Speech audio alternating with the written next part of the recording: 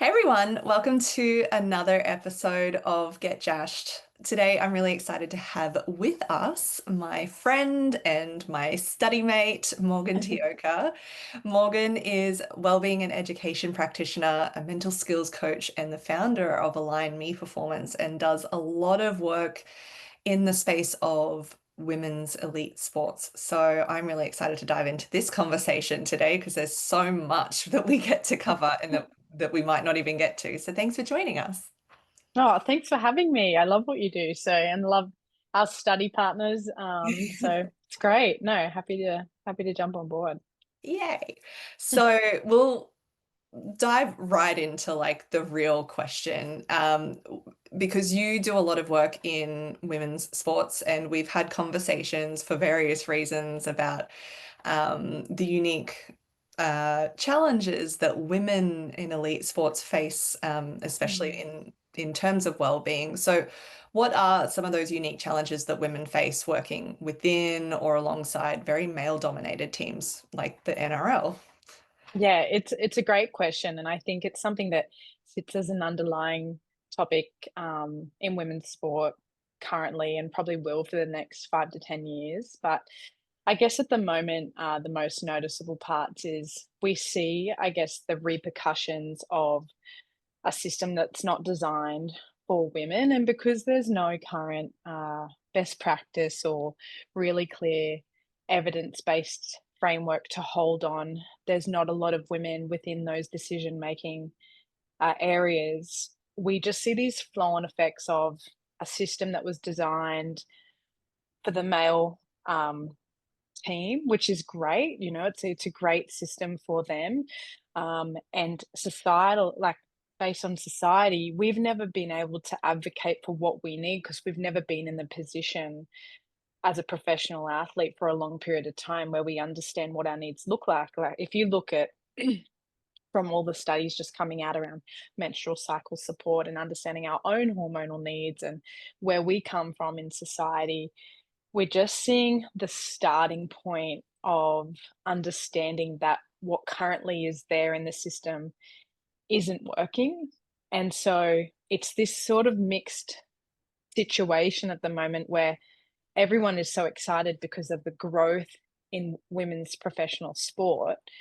But at the same time, there's this sort of offness about the environments that all the women are coming through their seasons and they're going, something's just not right. I sort of don't feel safe, or I feel like I'm not valued, or I feel like I'm coming back too early from injury. And we can only go off the studies that have been produced. And what we don't utilize well yet is our players' lived experience. And so in the well-being space, what's happening is we're in systems that aren't designed for our women. And so there is a lot of factors that are at play that are causing them to have poor experiences. And on the flip side of that, our women also know no better. There is nothing to teach them that there is a way or a better understanding of what a system might look like for them. So it's sort of this two-pronged approach where we look over the fence at what the men have and we want that because we've never been able to close our eyes and figure out what a great design for us might look like. And so there's going to be so many niggling well-being issues across women's sport until we really start to utilize our athletes' lived experience as we create these environments for them.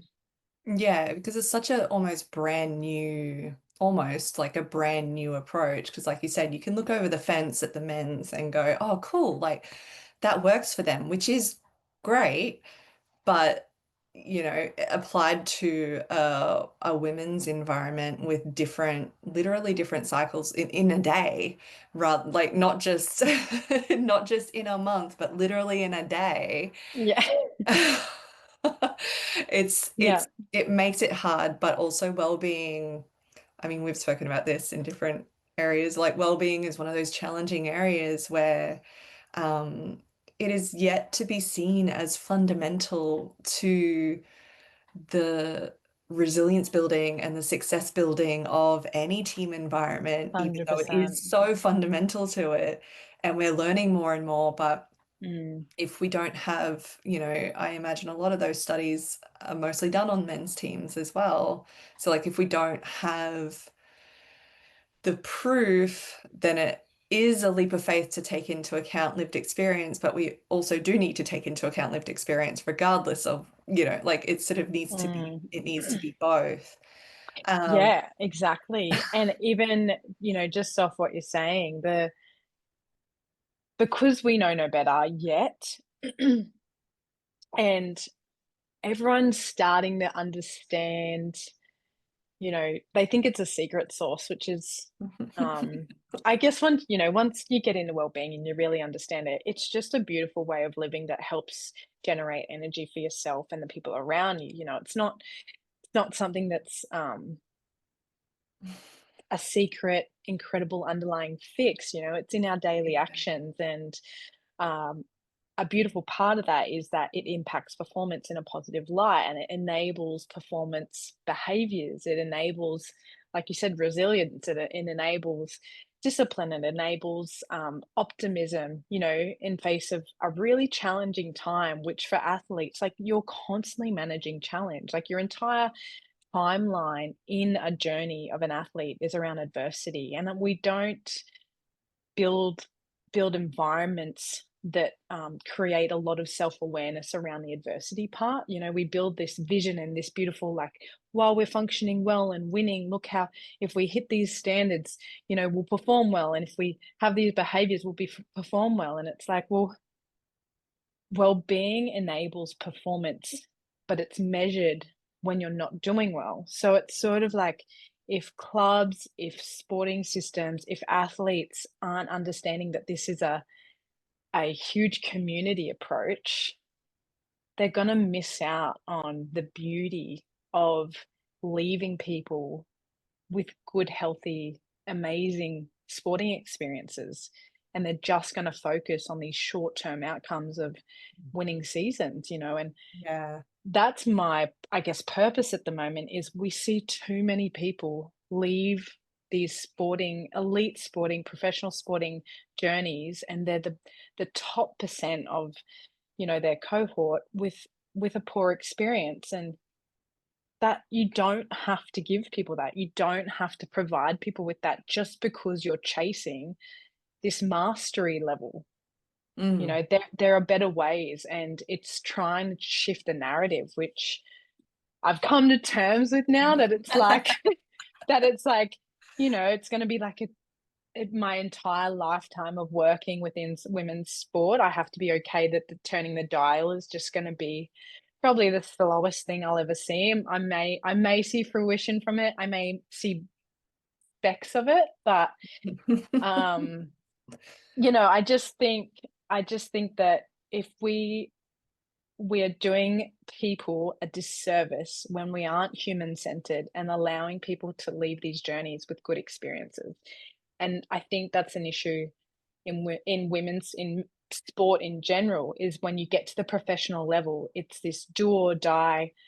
You're either on the top pinnacle of the world, or you're dropping off that. And Mm. it doesn't have to be that way. Yeah.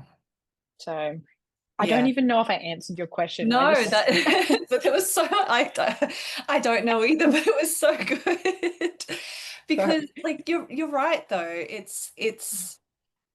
It's still so measured against one metric only rather than the mm, whole entire experience. And this can impact, you know, parents' willingness to get their kids involved in sport if they exactly. continually only see, and this is across men's and women's, if they continually only see like the burnout or the mental health issues that happens once athletes retire, Mm, and because there's not that ongoing awareness of what well-being really is beyond just how are you performing, like, and that is such a key part of it. But yeah, it can impact the entire field of sports and the perception of sports people and athletes and what that does. for a person and what kind of person that produces as well. So it is in so much need of, I think, like a re-education experience. I also wonder, I wanted Mm. to ask, and you may not be able to say too much about this, I'm not sure, but Yeah. do you think that the impact of the difference in pay parity for women in elite sports Mm. would impact their well-being as well? Because many of the women, like watching the grand final where both of my Broncos teams won, but like, knowing of, I don't know them personally, but knowing of some of the players in the women's Broncos team, knowing that Mm. they have um, full-time careers in defense, or, Mm. like full-time jobs that help them, but that's a lot of pressure. That's a lot of Yeah. energy and time and focus and Financial stability in women's sport is a really funny thing because there's, like I said, like there's just all of these underlying narratives that hold space in and around the game as it grows. And rugby league are quite progressive at the moment in comparison to other women's sports. But what is hard, I think, for the public eye to distinguish between when they look at the system, they go, "Oh, well, they're getting paid more than what they used to." It's really understanding that, our women are being asked to produce high performance outcomes weekly on the football field. They are asking to put their body on the line and to produce these high pressure, fast paced performances with only half of the support, Mhm. resources, funding.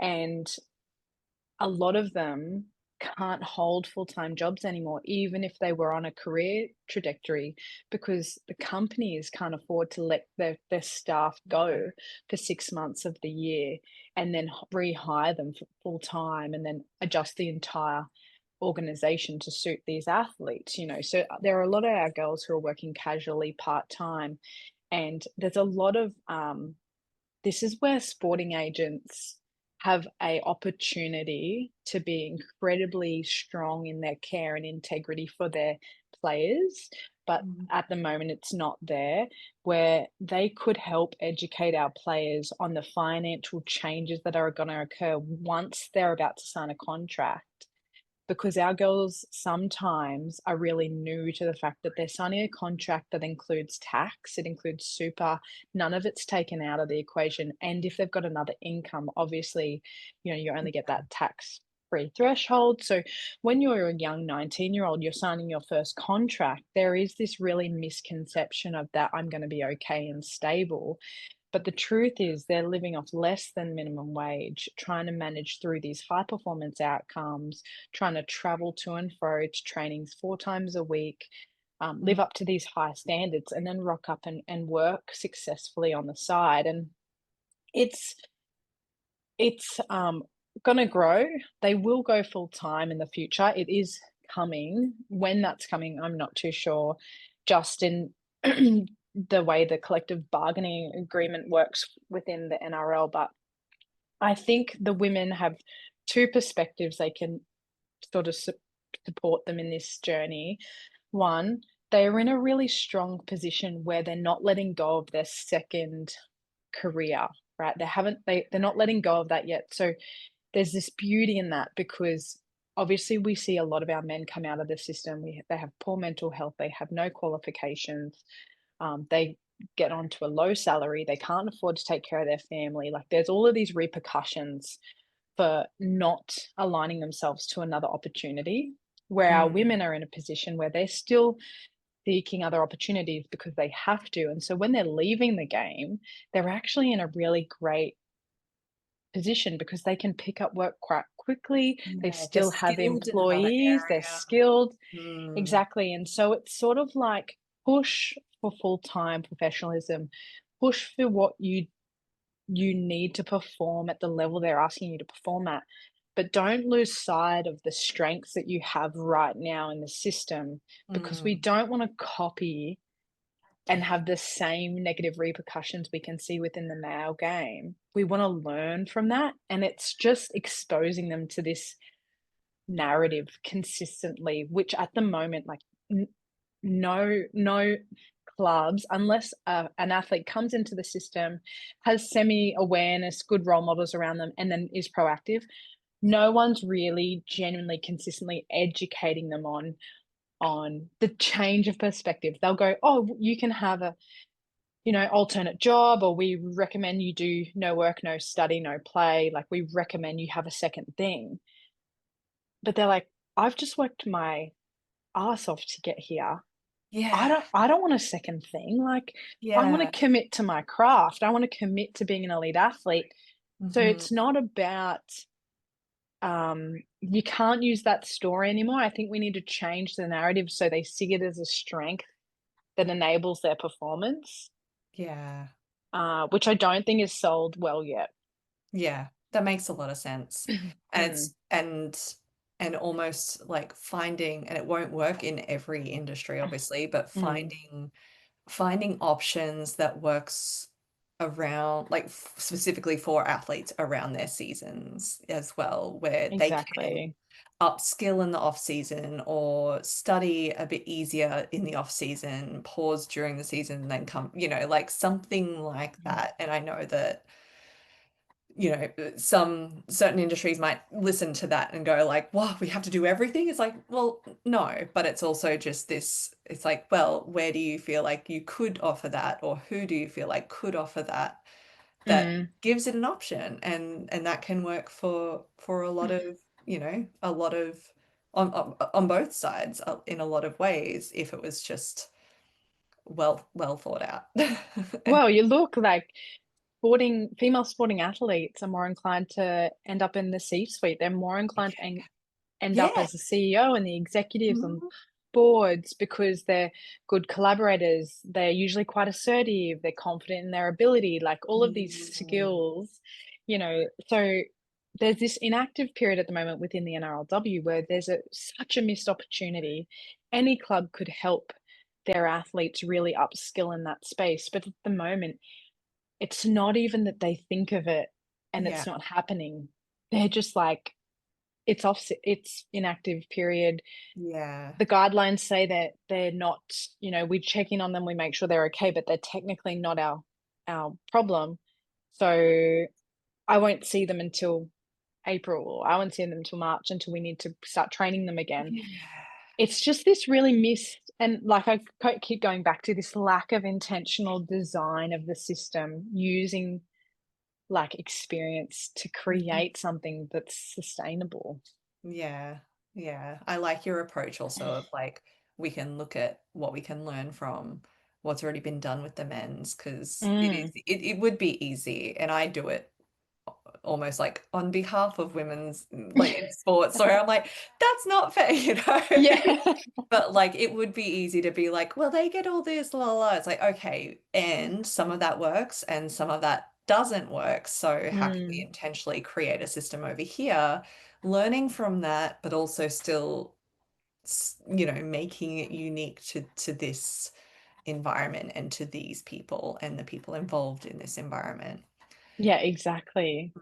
And you mentioned sort of like the care and the check-ins, and the, oh, well, we don't technically have to check in with them until March, when, and to sort of switch gears a little bit, what would you say the difference is between just sort of like performing care and embodying care as a leader in these environments? I think it just shows you someone who's human-centered in their approach and who's practices what they preach, which is really hard to find within the elite sporting system, and someone who just dictates guides and presents strategies, like a bit of a box tick. And I guess they're the two, right? Someone who genuinely will like, we understand care is important. We'll give you the tools and strategies and resources, but then it's up to you. And then Mhm. there's someone who goes, I see value in this. I know they won't listen to me unless I practice what I preach. I will walk beside you and support you and make you understand that you as a person come first. And there are coaching philosophies, some great coaches out there. Ivan Cleary is a classic because his Mhm. entire book embodies a care-based approach to his athletes and his people. And he even talks about his errors and mistakes and his vulnerabilities, and that just show you how much he is human-centered in his approach. And Mm. that in itself is sort of the dictator of our environment. So our leader actually comes from usually the male head coach or the head of NRL or the head of football.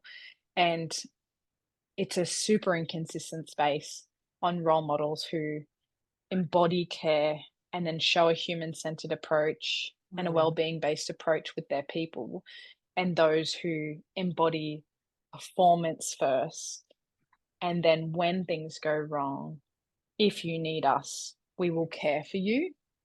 And so there's always that reactive approach, which is obviously the most common denominator, Mhm. and I guess like Ivan's philosophy is sometimes seen as, like I said, like the secret sauce that they're like, oh, like, yeah, but he's got this or he's got that, or actually, he's just, from what I've read, I don't know him personally, but from what I've read, he embodies values. His actions consistently over long periods of time demonstrate care first. Mm. He ensures well-being is in the schedule, which is one of the polar differences between a football system or a sporting system that embodies care and a football system that has performance then care. Yeah. And Yeah. that's like the number one measure, because we know that people that care put time and resources into it, right? And Mhm. so when we see him put time and resources in the schedule for well-being specific practices, straight away, this guy sees well-being as a absolute essential factor to performance and support for their athletes. And someone who doesn't, it's the sixth or seventh priority, and it's there as a service that sits as a bolt on just in case people fall off their perch and manage a major challenge of some description. So integrated, reactive, like, and Mm. to be honest, it's like 95%, 5%. Yeah. I think like it makes me think of all of the sort of people I can think of, like industry non-specific, right? But all of the people I can think of who maybe look up to or idolize or, like admire certain leaders like Ivan Cleary and other people where they're like, oh my God, Mm. he's just got this special sauce. And then they kind of put it over here, where it's like, oh, he's got that or they've got that. Yeah, And then they just keep doing what they're doing and just admire, but it doesn't actually it doesn't actually change how they might be behaving or their own leadership styles or their own proactiveness in it rather than reactive. And it's 100%. like, at some point it's a decision. Mm, Like it's so good to admire and you don't need to sort of it won't be flicking a switch and immediately being in that same mode, but at mm. some point it is a decision. It's not just oh, he's got that special sauce, so that's something for him or for them, not for me as a leader. And it's such it's such an interesting thing to watch sort of happen where people don't really make that decision for Yes. themselves in their own leadership. Definitely, and in his story, one of the clear factors is he evolved his philosophy over a period of time, but then once he was able to evolve it with his own leadership who believed in his long-term sustainability, he Mm, was then able to produce a system that supported the athlete from a young development into the elite athlete, and stay with him over that period of time, allowed him to take risks, allowed him to fail, and keep supporting him through that process. And it just shows again the leadership for him mm, also are at play. And it's in performance where coaches can look over at a system and go, yeah, but look at the players he has. And it goes, okay, well-being, when all is equal, will give you the nudge in Mm, regards to on-field performance.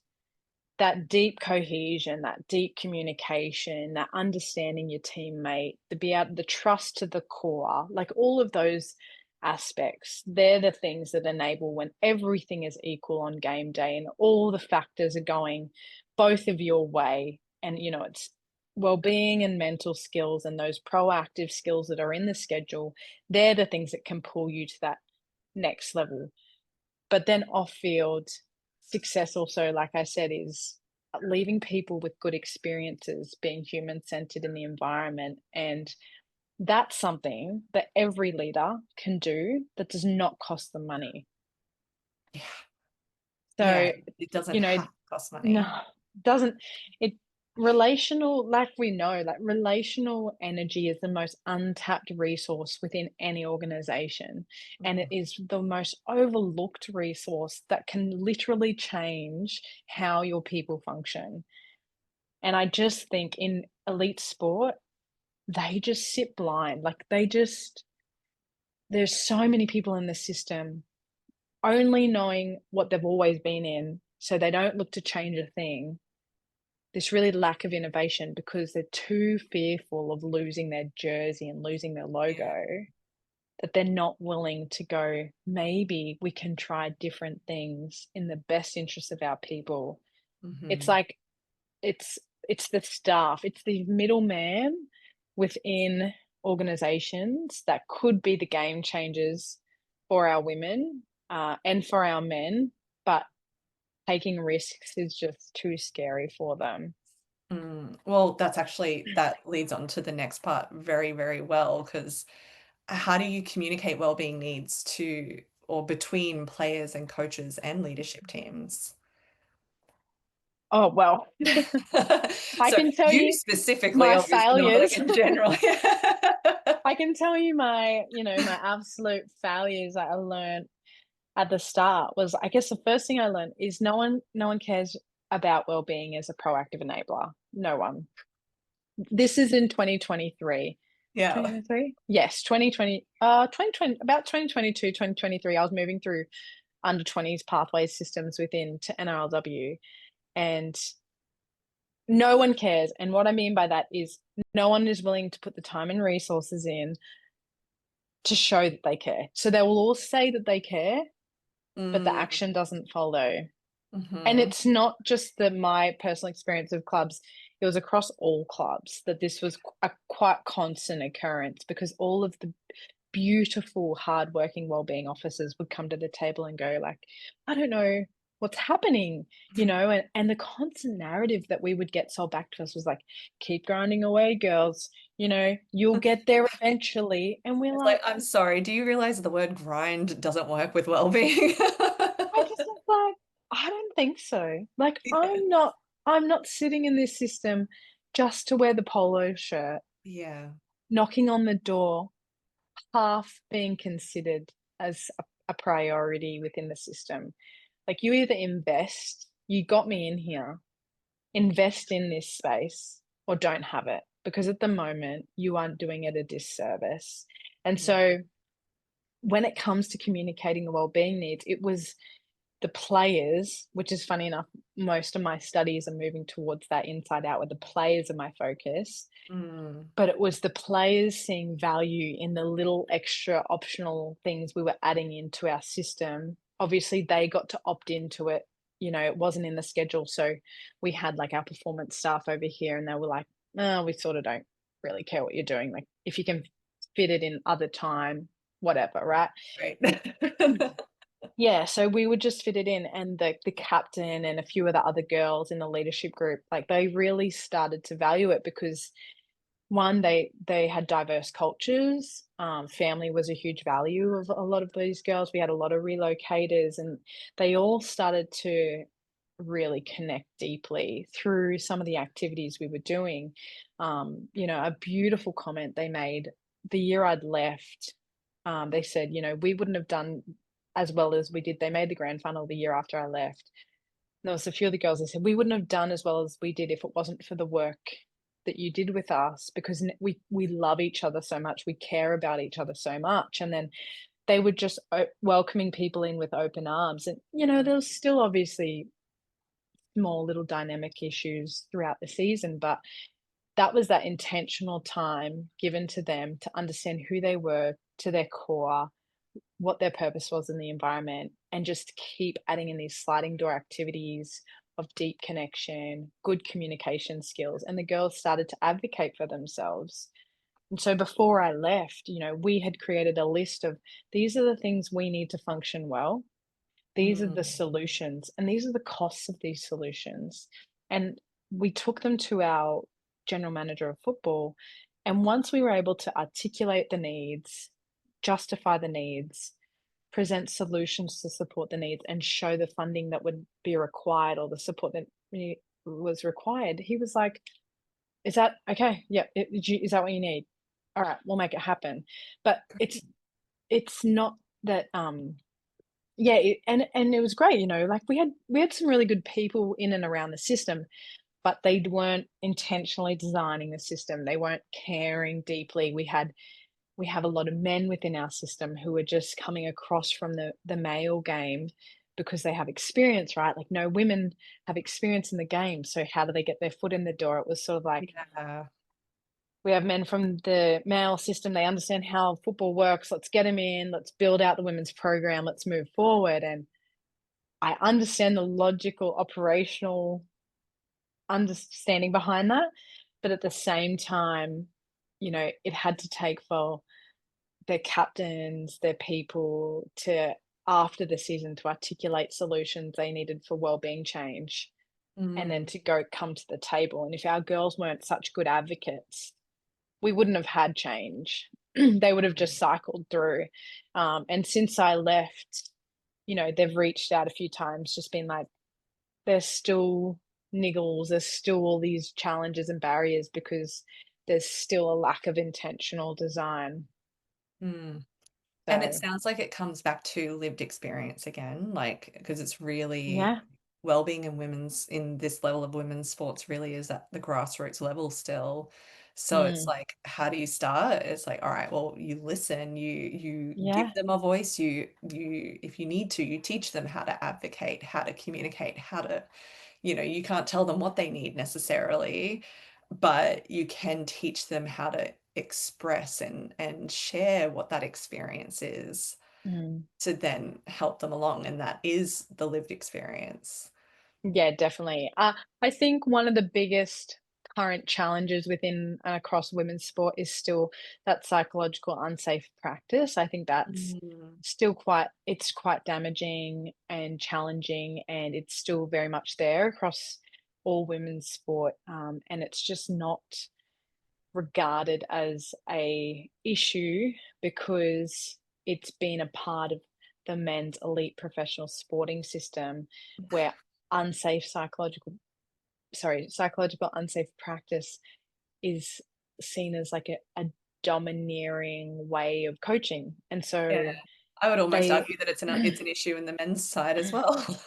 no, that's exactly, Yeah. yeah, that's exactly what I'm saying. Like they think it's normal. So Mm. even women who have, you know, some of our greatest players who have grown up in the male system, Yeah. they look at the female space, and when a girl addresses something that's made them feel unsafe, they're like, toughen up, mate. Like, because, they know no better. Like, they've been Yeah. conditioned by this environment that's been so dominant with that authoritarian culture that Yeah. hit the standard or you don't belong, and it's the polar opposite to belonging. It's the polar opposite to mastery and team building. And so Mm. it's just, it's still there. It's still heavy. It's deep in the system, but our women are becoming stronger at constantly addressing these issues. Every year they're getting better. Um, they shouldn't have to, Yeah. but if they're not the drivers, if they're not in the driver's seat of the change, they're just going to be waiting for policy change. So, Yeah. um, yeah, like it's still heavily there and it's still not great. If I could like have a little wand to like just like pluck out any of those staff who don't wanna be educated, I'd be like, "You" Yeah. because it's not about not knowing, it's about not wanting to know, which is Yeah. You the gotta have a most willingness to damaging. learn. Uh-huh. Yeah, it's crazy, and when they're That's like, "Oh, I know what I'm doing," you're like, "Whoa."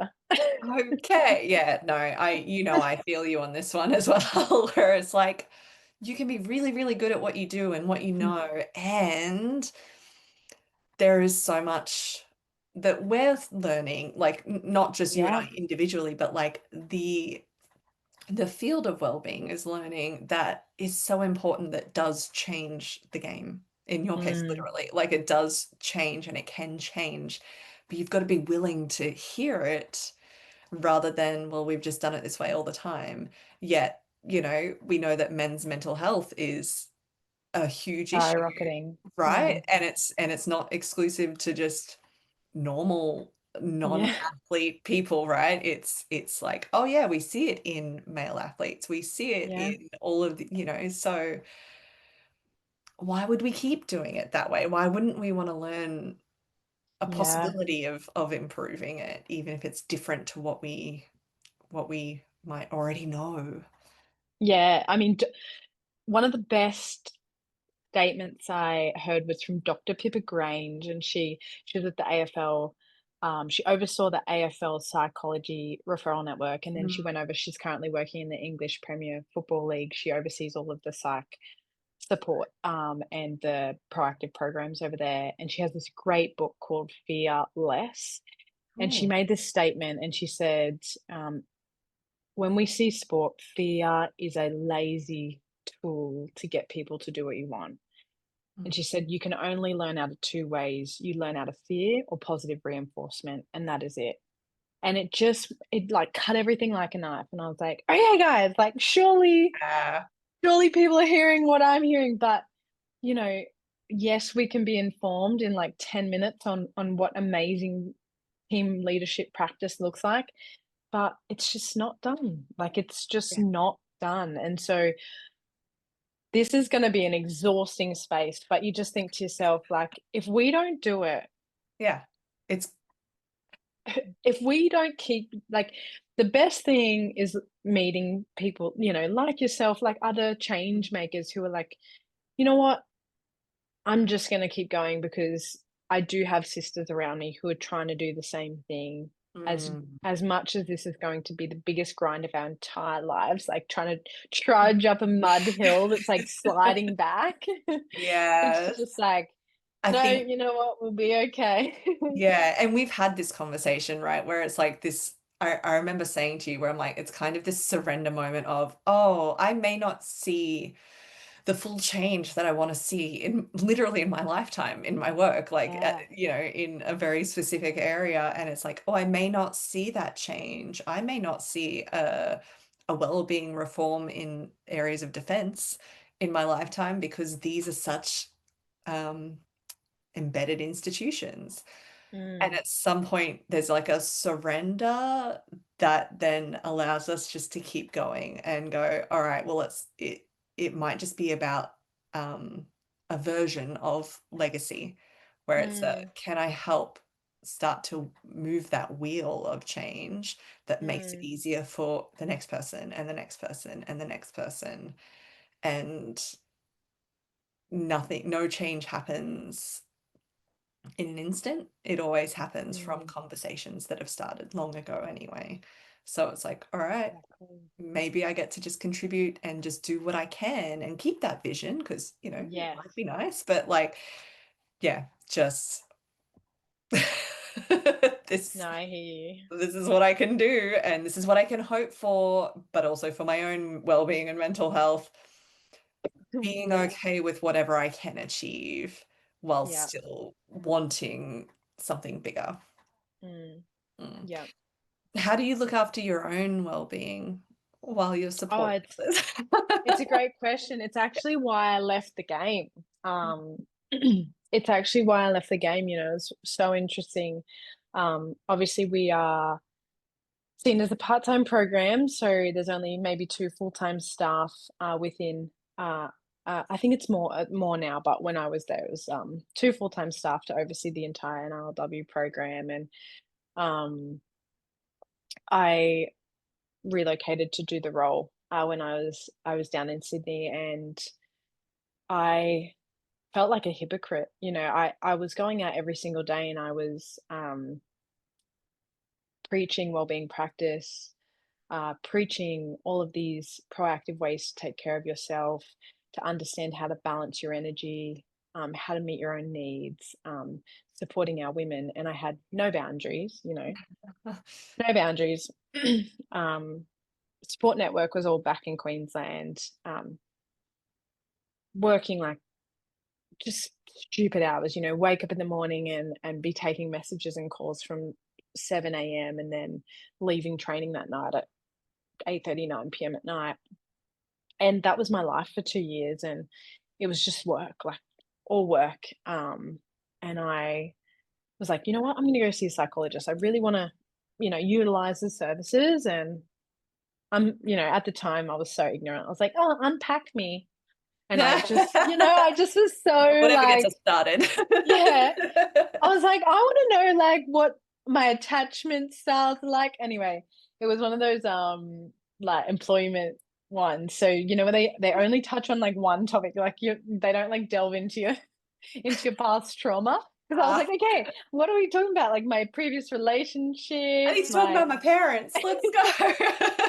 and, and she was like, "What's going on for you right now?" And so I explained, obviously, work. Like, I just explained work. I was training. I was playing a little bit of rugby sevens on the side, but a lot of the girls were a lot younger than me. And I was like, "Well, am I holding on to something that, just for the sake of having something good in my life that, Which um, is enough of a reason, by the way, but yeah. yeah, yeah. Oh, I loved it. Like, absolutely loved it. Really cool, group of people I got to play with too. Made some great mates, but we're sitting there and I just was like, I feel off, I feel like I'm not practicing what I preach, and I'm so big on integrity. So trying to tell people how to support themselves, and, I was eating well, I was sleeping well, nutrition was great. Most of my work relationships were genuinely good, but obviously you're walking to a space where, the underlying mental mode, the underlying narrative is the women's game is second tier. Like, it's not important. And so managing those sliding door language and comments every day, whoa, like that just beat me down so much. Like, When I you're working just, so hard and so long as well. yeah. And they just had no idea. Like there actually weren't bad people across the game, but they just had no idea that they were Mhm. so male dominant. Like they had no understanding that they weren't showing, equality in their language and their understanding. And it was all this like that "you'll be right" sort of narrative. And so yeah, the psychologist said, "I know you don't need my permission," but she turned around to me and said, "You have permission to go home. Like you don't need to do this. You have permission." Wow. And I just bawled my eyes out because I'm like, I'm in my dream job, aren't I? I'm doing wellbeing education for incredible elite athletes within women's sport. It's a growing space. We just won the proposal. It's my first ever season in the NRLW. Like, I should be thriving on my job. When people would hear that I was a wellbeing education officer within an elite sporting team, they were like, "Oh, that's so cool." Like, That's a big deal. wow. Yeah, and, I was, burnt out to the bone. Mm. And so, yeah, I made the call. I was like, "My support work network's up here. My number one value is my family. I'm not close to them. I've got siblings. I've got, a niece and nephew." Um, I didn't have a lot of friends. I didn't have a lot of time for friends in Sydney. They were all up here. So even my social network Mm. didn't have a partner. So I just was like, "You know what? All of this outside of work part of my life is just completely falling to the wayside because I'm devoting myself to a cause and at the cost of my own living." So yeah, Yeah. came home, and honestly, I have been, even, the beautiful girls I worked with, they were like, "You just look so happy." And I said, "I'm just a different human. I am calm. I feel calmness in my life." I feel a lot more love, a lot more support, that real grounded, secured You have feeling. such community too, like, just watching, the things you share is just, like, so much community that just you can feel just vicariously almost just looking at how you share things. And I know social media is just what it is, but it's like, oh, I didn't know you really before you were living on the Gold Coast, like back in Queensland. Yeah. But it's like, well, I can feel that you have a strong sense of community. Yeah, like being a teacher up here, being so connected to young students, um, good gym mates, Brene Brown's Mm, work, like my marble jar people, I've only got 5 of them. They are the best humans in the world to me. We align in a lot of our values. Um, and just being closer to them, my circle's not big, it's not big mm, for a reason, and I just adore that connection and closeness, so that's all I really needed. I didn't, need anything big and grand. I just needed to come back to my people and live in within my values and understand that my value comes with me. I think that was my biggest shift was I left a job that I had worked so hard to get and I'd studied for, and then at what cost? And I lost integrity because I was being okay with the bare minimum, I was being okay with being mhm. burnt out and giving myself to an environment that wasn't investing in what I was passionate about. And Yeah. so the message I was saying was this environment's okay, and it was not okay. Mhm. And so probably the scariest thing was resigning and pulling back, but also the most liberating piece as well because, I'd moved my entire life down there to create this meaningful change. And at the end of the day, I chose me. Like, I was Mm. like, at So you did it's create meaningful change. yeah, yeah. And luckily, thanks to my relationships and constantly just trying to like present my values in my work, I was able to find an opportunity up here. I am back in the game. Mm, But I'm back in the game 5 minutes from home and, yeah, working Monday to Friday. I'm not traveling with teams anymore. And I've got this beautiful work life balance. I just had to deal with the insecurity and discomfort of change. yeah, yeah, and that can be some of the most daunting, most challenging. Oh, But like, I know this isn't the whole reason, but you did mention, like the underlying views or how they spoke about the women's program, like it was just mm, second tier and not important. It's like it makes me think about how many women must be in what they thought was their dream job because they're like, yeah, I want to, like, this is where I want to be, and this is what I want to mm, be doing, and creating this meaningful change, and are just getting burnt out by different variations of misogyny in a way, like in a mm. way, or just the lack of support that allows them to do those jobs really well. It's like I think it's the glass cliff. It's like when a company's not doing well and they fire the male CEO and then hire a female CEO into the struggling company. And it's like that's the only time that we see it mostly publicly when that happens. And it's just like, why isn't she succeeding? And it's like, well, Yeah, there's so many exactly. layers, but yeah, it's just one of those things again. And it's funny, I look at some of the women in the game at the moment who I know have incredible integrity, and they are just burning at both ends. Like they're doing triple jobs that are not their role. Yeah. They are managing that and being mums and being away from home all the time. And I look at them and I go like, at what cost? Like, at Yeah. what cost is this okay that you have to give this much of yourself to the system before the Mhm. system values you? And it makes me so wild, like frustrated because our girls deserve the best. These women are the best, Yeah. Jess Skinner, classic example. One of the best women within rugby league at the moment, who's currently a leading Indigenous Australian Māori Mm. head coach of the Jillaroos. but the work this woman does, Yeah. like, she does work way outside her scope.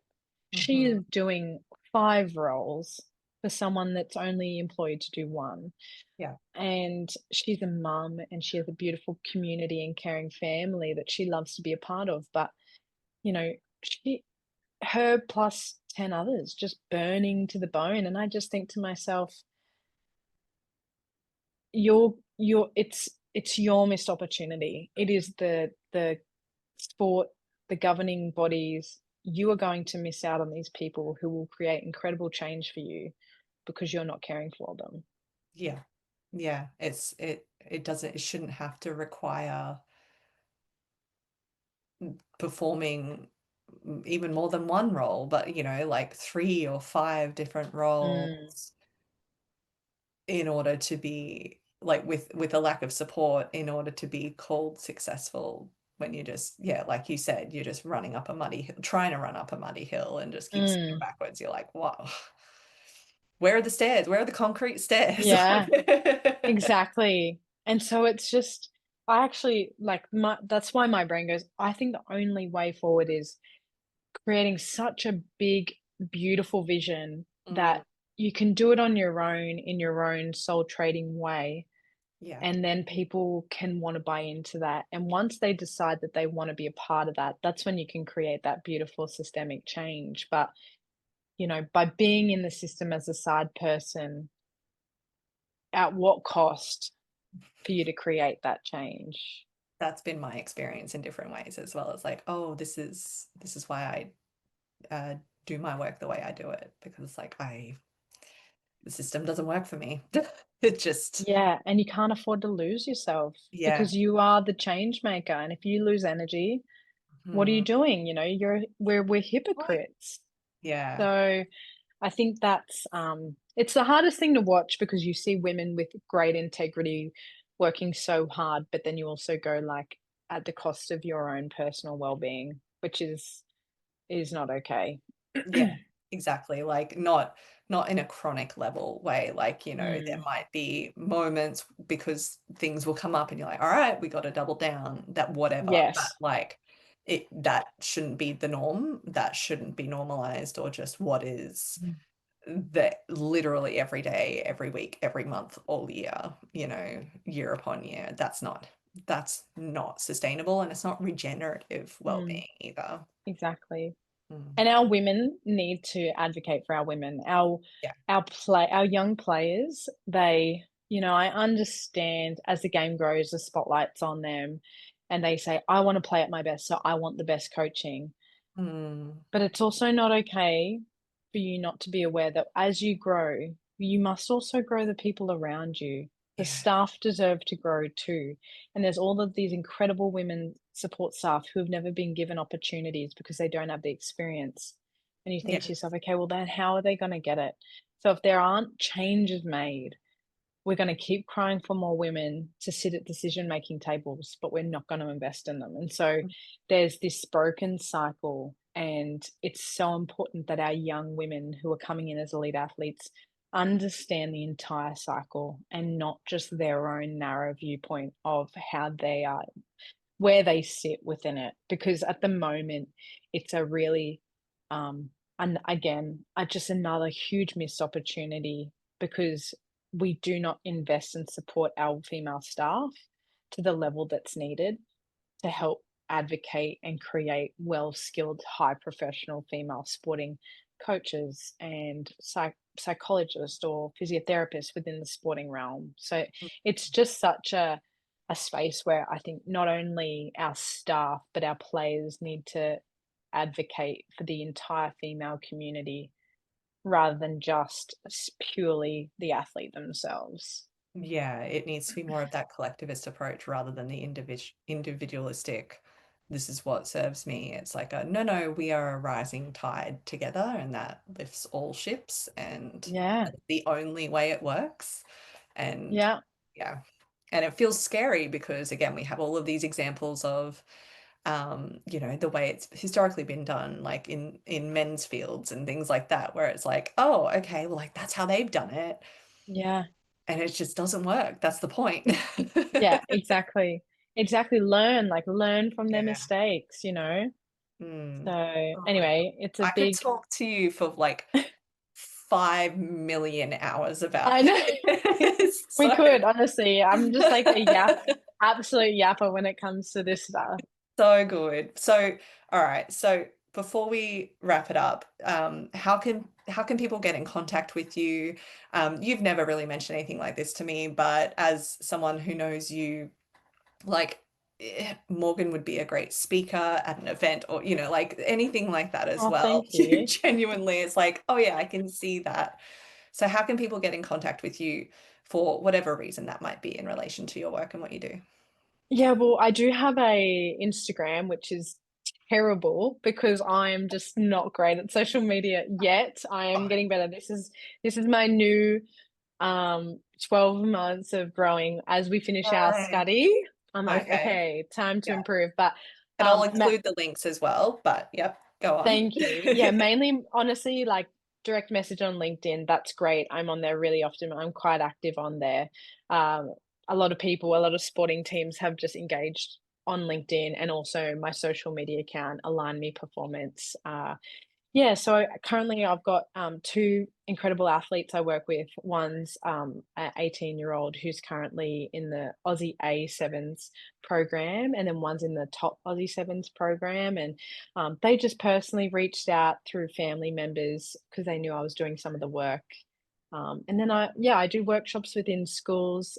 I do specialize with women just because obviously lived experience, that's what I can relate to a lot, more, but I have done stuff across co-ed schools, and then just sporting teams is sort of, I've been consulted out to a lot of sporting teams from, lucky enough with the Jillaroos, Queensland Rugby League, to just help wellbeing design, wellbeing strategies for teams across whether it's like a little tournament for a week or they're trying to design a whole season. So I'm pretty open to, like, opportunity, and networking and connecting, but, I mean, thanks honestly so much for this chat and opportunity. It, like, reinvigorates me Yeah. completely talking about this stuff. And I know both of us have a day ahead of doing assignment work in this exact area. So I feel Yeah. like it's maybe perfect timing as well of like, all right, we're alive. We got this. Yeah, Yeah. exactly. Thank you so much for your time. I genuinely like I love these conversations we get to have. So that's why I was like, let's record one. Let's Yeah, do honestly, anytime. I'm gonna try and get mine back up running once I get my new mic. I completely stuffed it. it when I moved back home from Sydney. Um, but yeah, would love to get you on that because it's more around, I guess, young women going into schools and Mm. managing the life of school and being a teenager and Oh yeah. transition Oh and yeah. helping parents out and Mm. how can we help create safe spaces and brave spaces for Brave our faces. brave spaces Yeah. for our young females as they just manage a really like toxic culture of heavy body shaming and social Oh, media where they struggle to show up authentically. So I'm trying to get that back up and running. So once I do, I would love you to jump on mine as well. I would love that. Amazing. Thank you so much. No worries.